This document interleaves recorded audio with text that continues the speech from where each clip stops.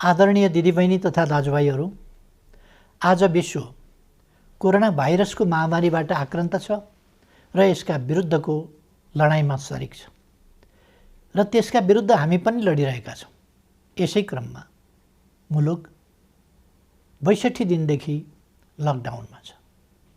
कुनै मानवीय क्षति नहोस् भन्ने हाम्रो अथक प्रयासका बावजुद यसबीचमा नेपालभित्र हाम्रा 3 जना नागरिकको दुःखद निधन भएको छ। उहाँहरूसहित कोरोना भाइरसद्वारा स्वदेश तथा विदेशमा भएको मानवीय क्षतिप्रति दुःख व्यक्त गर्दछु र शोकाकुल परिवारजनमा म गहिरो समवेदना व्यक्त गर्दछु। बन्दाबन्दी आगामी जेठ 20 गतेसम्म जारी छ।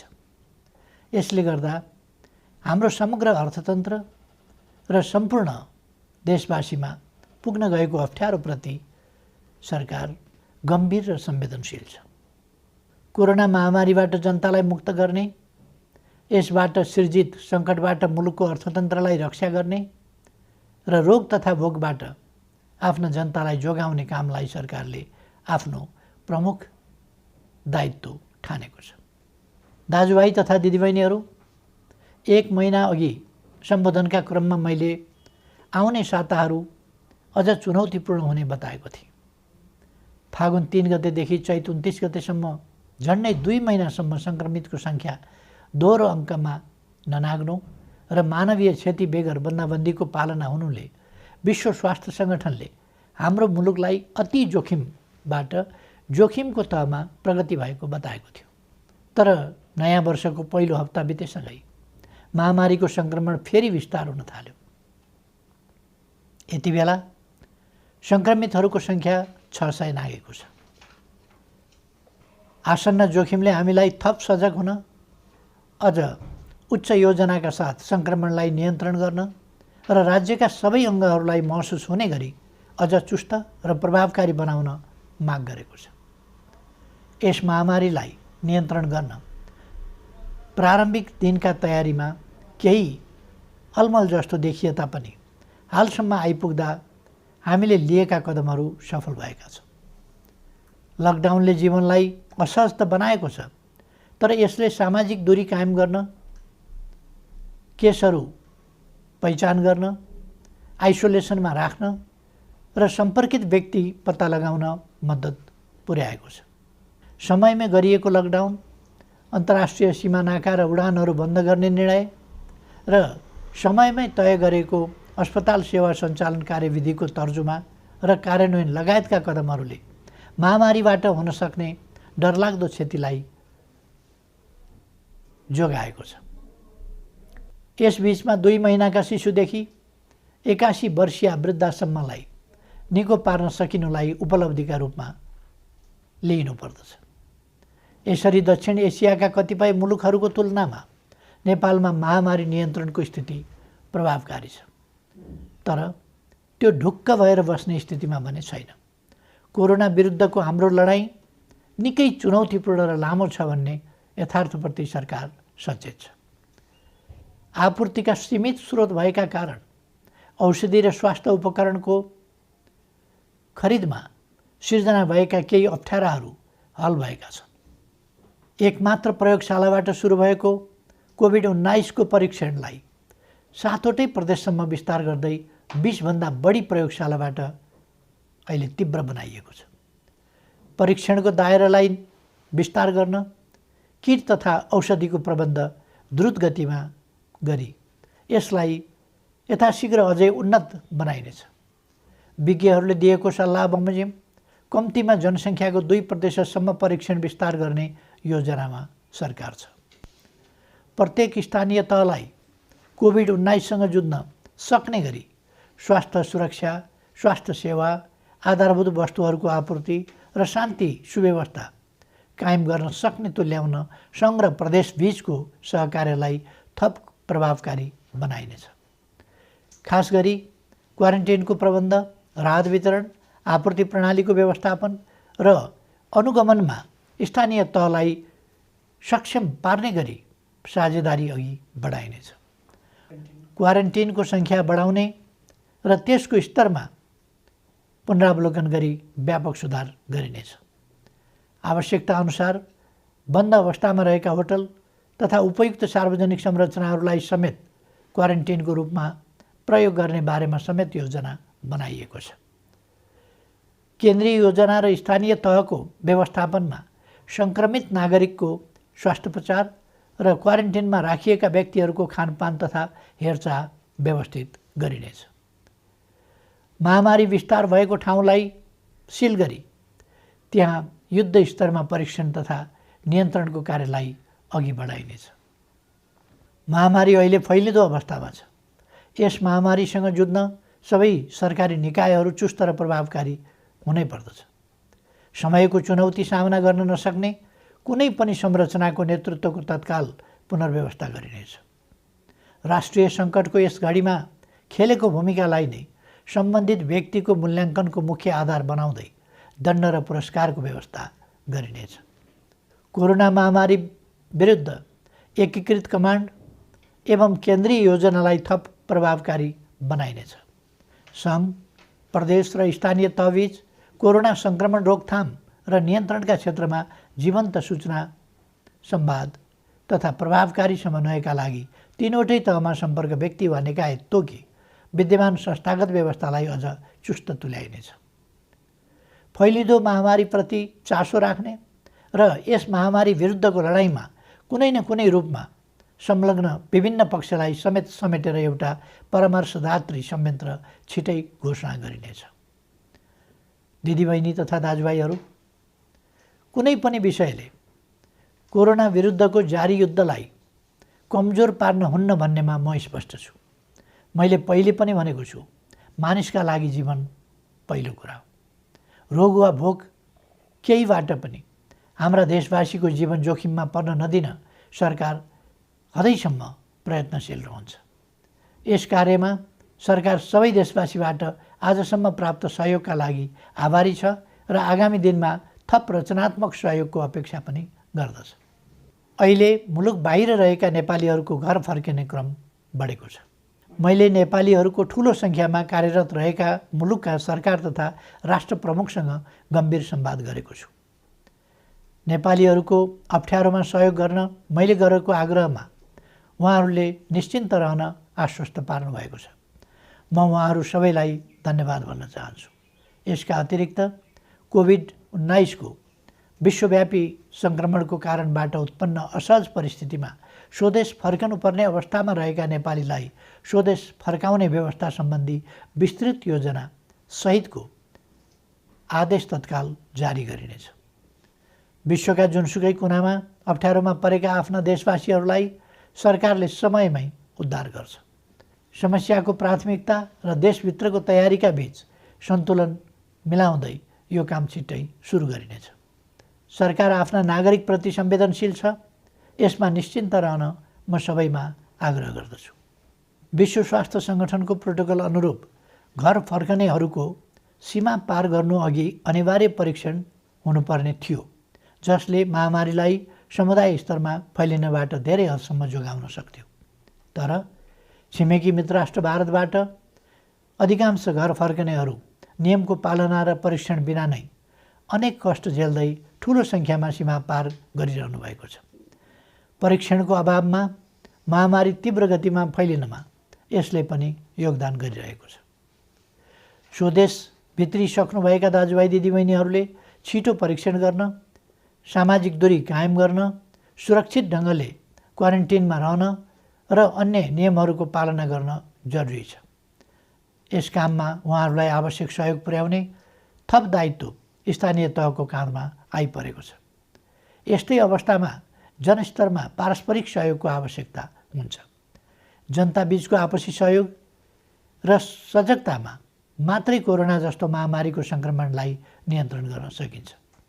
हामी स्पष्ट हुनुपर्दछ, कोही पनि रहरले मात्र विदेशिएको हुँदैन। कोरोना सङ्क्रमण जो कसैलाई पनि हुनसक्छ, कसैले पनि इच्छाले सङ्क्रमण बोकेर फर्किएको पनि हुँदैन। कसैको पनि बोली र व्यवहारबाट घर फर्किएकाहरूको आत्मसम्मानमा चोट नपुगोस् भन्नेमा सचेत रहन म सबै देशवासीहरूलाई आग्रह गर्दछु। घर फर्किएका सबै दिदीबहिनी दाजुभाइहरूलाई आफ्ना कारणले आफ्नो परिवार, छरछिमेक तथा समुदायमा महामारी नफैलियोस् भन्नेमा सतर्क रहन र चिकित्सक तथा प्रशासनको सल्लाह बमोजिम स्वास्थ्य सम्बन्धी अन्य नियमहरूको पालना गर्न अनुरोध गर्दछु। अप्ठ्यारो बेलामा केही तत्त्वहरू जनतामा भ्रम फिजाएर आफ्ना अलग स्वार्थ र उद्देश्यहरू पुरा गर्न सक्रिय हुन सक्दछन्।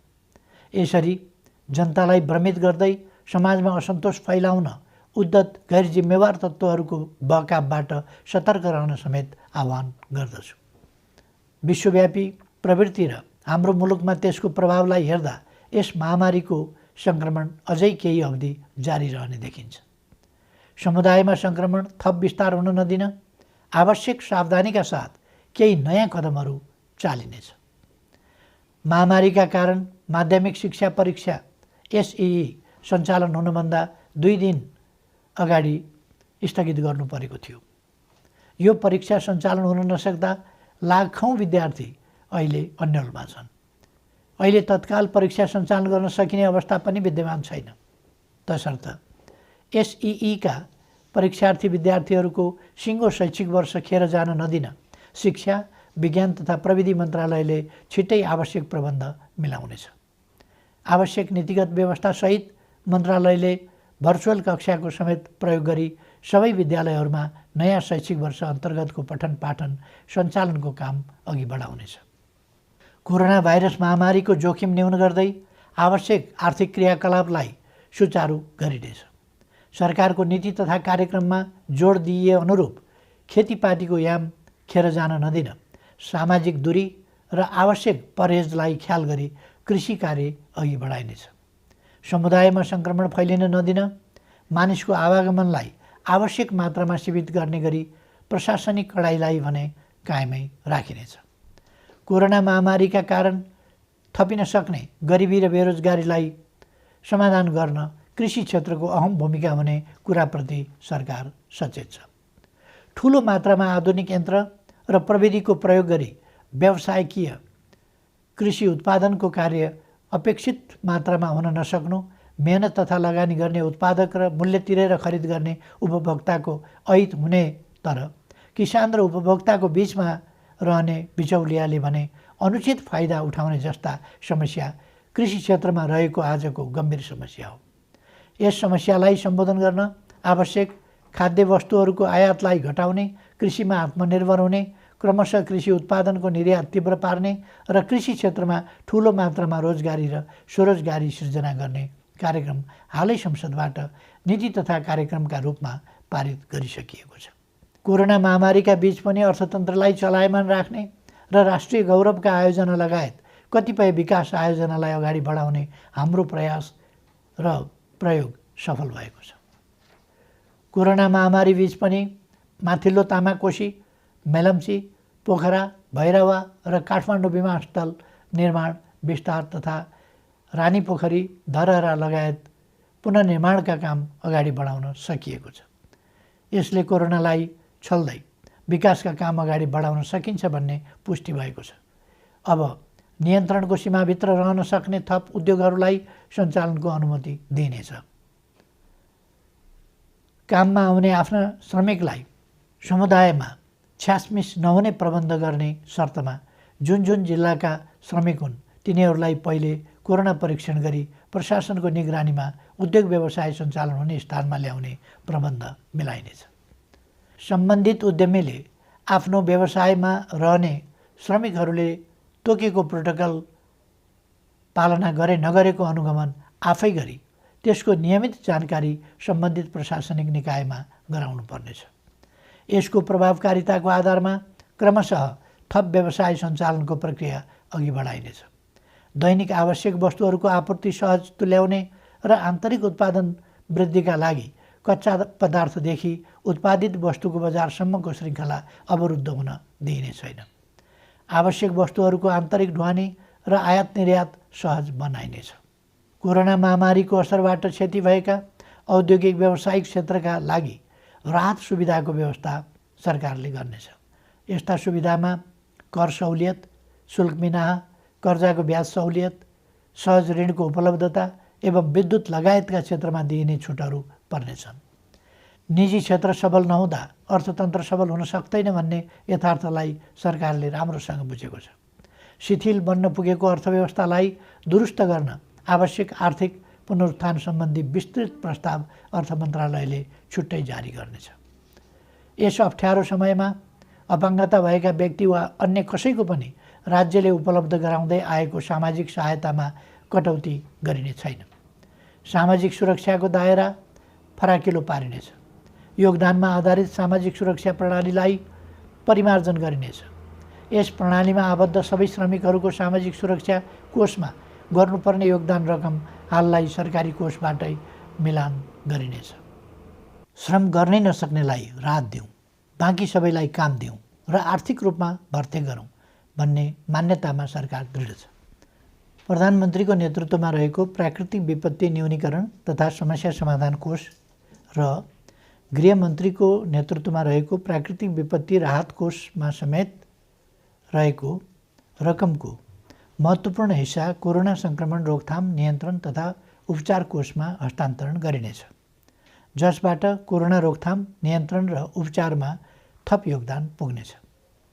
यति बेला विदेशमा रोजगारी गुमेर ठुलो सङ्ख्यामा हाम्रा श्रमिकहरू स्वदेश फर्किनु भएको छ।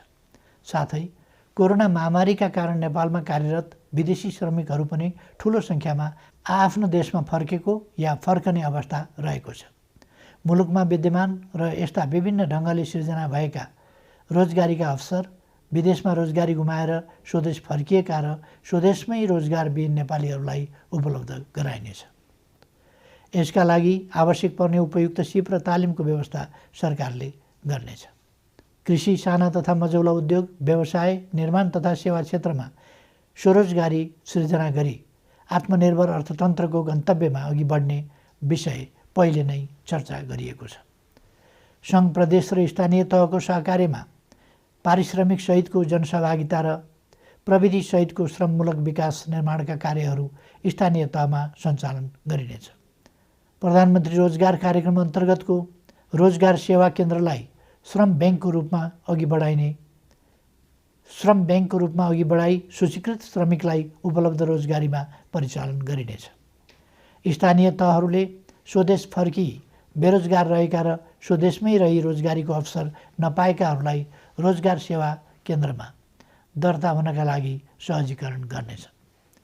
दिदीबहिनी तथा दाजुभाइहरू, कोरोना भाइरसको महामारी हत्तपत्त नहट्न पनि सक्छ भन्ने वास्तविकतालाई हामीले आत्मसात गर्नुपर्दछ। भाइरसको औषधि छैन, यस भाइरसको पनि औषधि छैन।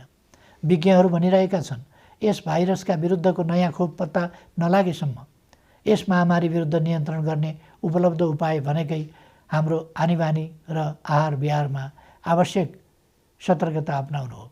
हालसम्मका उपायहरू हुन् भाइरसलाई व्यक्तिबाट व्यक्तिमा सर्न नदिन, सामाजिक दूरी कायम गर्ने र हरेक व्यक्तिमा प्रतिरोधी क्षमता वृद्धि गर्ने। सोचौँ, हुने खाने हुन् वा हुँदा खानेको अचारको रूपमा होस् वा तरकारी, हाम्रा भान्सामा प्रयोग हुने केही तत्त्वहरूमा किन समानता पाइन्छ? किनकि त्यसमा औषधीय तत्त्व छ। हाम्रा पूर्वजहरूले हजारौँ वर्ष अगाडिदेखि गहिरो अनुसन्धान गरेर प्रचलनको रूपमा अगाडि सारेका, हाम्रो भान्सामा प्रयोग हुँदै आएका ती औषधीय तत्त्वले रोगको प्रतिरोध क्षमता बढाउन बल पुर्याइरहेका छन्। तसर्थ निरोगी नेपाल निर्माणका लागि 5 कार्य गर्न आग्रह गर्दछु। पहिलो, यस महामारीसँग लड्दै निरोगी नेपाल निर्माणमा आफूलाई तयार राख्न उपलब्ध आहारलाई स्वच्छ र सन्तुलित बनाऊ। दोस्रो, लकडाउनको समयमा उपलब्ध फुर्सदलाई स्वस्थ रहन उपयोग गरौँ। शारीरिक र श्वास प्रश्वासको चुस्तताको लागि घरैभित्र व्यायामलाई निरन्तरता दिउँ। तेस्रो, भाइरस फोहोरमा रमाउँछ। आफ्नो शरीर र वासस्थान दुवैको सरसफाइमा एकदमै ध्यान दिउँ। चौथो, स्वस्थ रहनका लागि पर्याप्त आराम आवश्यक छ, यसमा ध्यान दिउँ। पाँचौँ, उच्च मनोबल कायम राखौँ। भय र त्रास, चिन्ता र आशंकाले रोगव्याधिका विरुद्धको लडाइँमा कमजोर तुल्याउँछ। कोरोना भाइरसबाट जीवन गुमाउनेको सङ्ख्या प्रतिशतमा हेर्ने हो भने हामीले सामान्य ठानेका मौसमी रुगाखोकीबाट मर्नेको भन्दा कम छ भन्ने त तथ्याङ्कले नै बताएको छ। नबोलौँ, हरेक चुनौतीको सामना गरेर नै मानव जाति आजको स्थानमा आइपुगेको हो। मानव जातिले सभ्यताको इतिहासमा असाधारण प्रतिकूलताहरूको सामना गरेको छ। हिमयुग जस्ता अनेक कठिन समय पार गरेको छ। औषधि र अस्पताल नै नभएको बेलामा समेत अनेकन महामारीहरूको सामना गरेर अघि बढेको छ। मैले पहिले पनि चर्चा गरेको छु, चुनौतीको सामना गर्ने, लडेको ठाउँबाट धुलो टकटकाउँदै उठ्ने र अघि बढ्ने नेपालीको चरित्र हो। हाम्रो आनीबानी र खानपिन ठिक हुँदा हामी जोगिन्छौँ र कोरोनालाई पराजित गर्न सक्छौँ। त्यसैले सकारात्मक सोच राखौँ। सरकारले यसलाई निरोगी नेपाल निर्माण अभियान भनेको छ। निरोगी नेपाल निर्माणलाई मूल स्वास्थ्य नीति बनाएको छ। प्रकृति मैत्री स्वच्छ जीवन प्रणाली प्रवर्धन गरी नेपालीको रोग प्रतिरोधी क्षमता वृद्धि गर्न निरोधात्मक कार्यक्रम सञ्चालन गर्ने नीति अघि सारिएको छ। हाल कोरोना महामारी विरुद्ध सबै सामर्थ्य लगाउने र कोरोना मुक्त नेपालको स्वास्थ्य सेवामा प्रतिरोधात्मक र उपचारात्मक विधि अवलम्बन गर्न सरकार प्रतिबद्ध छ। नेपालीहरूको मनोबल उच्च छ र प्रतिरोध क्षमता पनि असाधारण छ।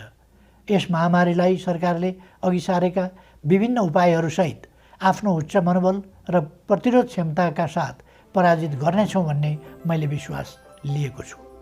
सबैमा सुस्वास्थ्यको कामना गर्दछु। धन्यवाद। हेलो, नमस्ते।